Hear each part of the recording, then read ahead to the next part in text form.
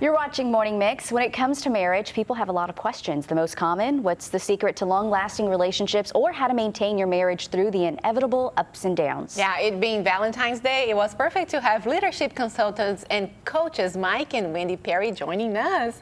Hi, guys. Hey, good morning. Hi, friends. Nice to have you back. Yeah. Good to be back. Yeah. So y'all been married for more than 25 years, and you're hosts of the podcast, The Marriage Shop, Yes. right? So before we get to the answers on these questions, tell us about you two. How did all this begin?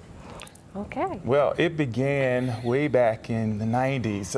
Actually, we met at Walter Reed Army Medical Center in Washington, D.C. And I was sitting there, Wendy walks in, and I'm like, wow, well, who is that? And so next thing you know, she's calling me and emailing, and I'm like, okay, fine, I guess I'll respond. And married, that's really how it happened, I think.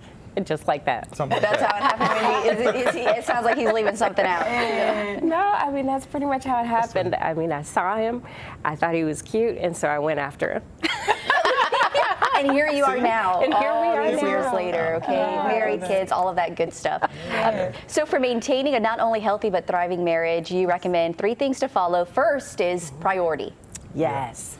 Yeah. That's making your relationship the priority. And for us, that's really important because we own a business, Yes. and so many things can get in the way.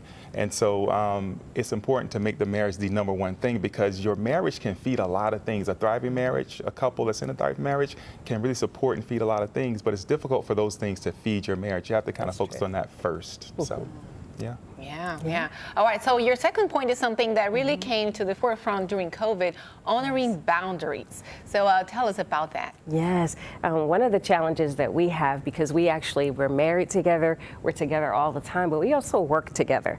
And so we had to establish, work stays in the office. And it's difficult to do that because if something happens at work and we are in a conflict or disagreement, we can't then take that home. And so when you look at, okay, well, there's a boundary with work, there's a boundary with other relationships that you have to create, even your relationship with your children. You need to establish boundaries, and so that your children have to know that your priority relationship is the relationship you have with your spouse. And how is it, working with each other? Do you enjoy it? Is there a time where you're like, okay, you are my partner and then you're my coworker? Or is it all? Next question. It is amazing to be able to work together, but some of the things that pop up in a relationship, they pop up when you're working. And so it's important to be able to, sometimes you have to take that thing maybe that happened at home, at the house, and compartmentalize a bit to handle the work, and vice versa. Sometimes you want to just hold the work things until you get back, because if not, you can wreck your marriage. You can. So, in fact, I quit 5 times. she quit 5 times. But then you came back. But you came right back. It's an important question to ask because I'm sure many couples work together. Yes. So it's interesting. And last but not least, you suggest working on the foundation that you set. Expand on that. Yeah. For us, that foundation really starts with the Word of God. It starts with our understanding of what the Bible teaches about marriage and what my role is as a husband and what Wendy's role is as a wife, and really trying to align ourselves with that. But it's not perfection, right? It's not a checklist necessarily, because we're gonna mess up, we're gonna have issues and tension, but it's really about coming back to what's most important, this relationship that we're trying to live, and the model we're trying to be. Yeah, because you come from 2 different backgrounds, you have different expectations, and so your idea of what marriage is or what that relationship is may be different than your spouse. And so it's the coming together of 2 different people, and that can be really challenging. And so the more you can spend time together and have a unified foundation and an agreement, alignment about what it's going to be. We've even talked about having a purpose for your relationship. What is our combined purpose versus individual purposes? So, yeah. I love that. And it's not going to always be easy. We know that. But what are some tips when it comes to getting through conflict? Oh my goodness. Well, conflict is healthy. So if you have disagreements or arguments, you can resolve those quickly, and not allow them to penetrate and wreck everything else. Yeah. But conflict maybe takes a little bit more time. And so it's important to honor not just how the other person processes or you process. Sometimes you have to say, it's just too heated right now. We can't. We had that problem this weekend.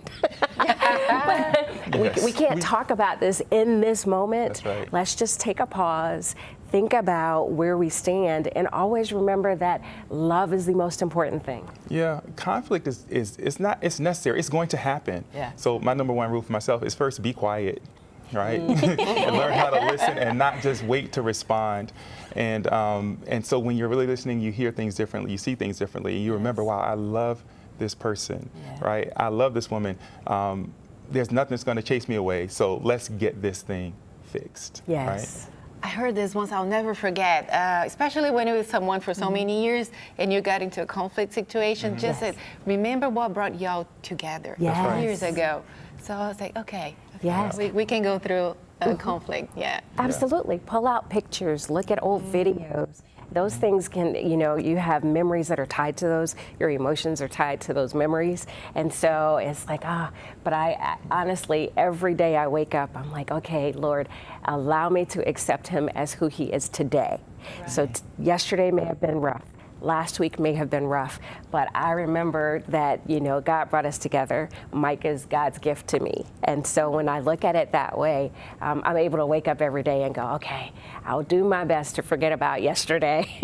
I'll forget about that conflict. I'll forget that I quit 5 times. Well, a good friend of mine has some great advice. He says, whenever there's conflict, this is what you say, baby, you're right, I was wrong.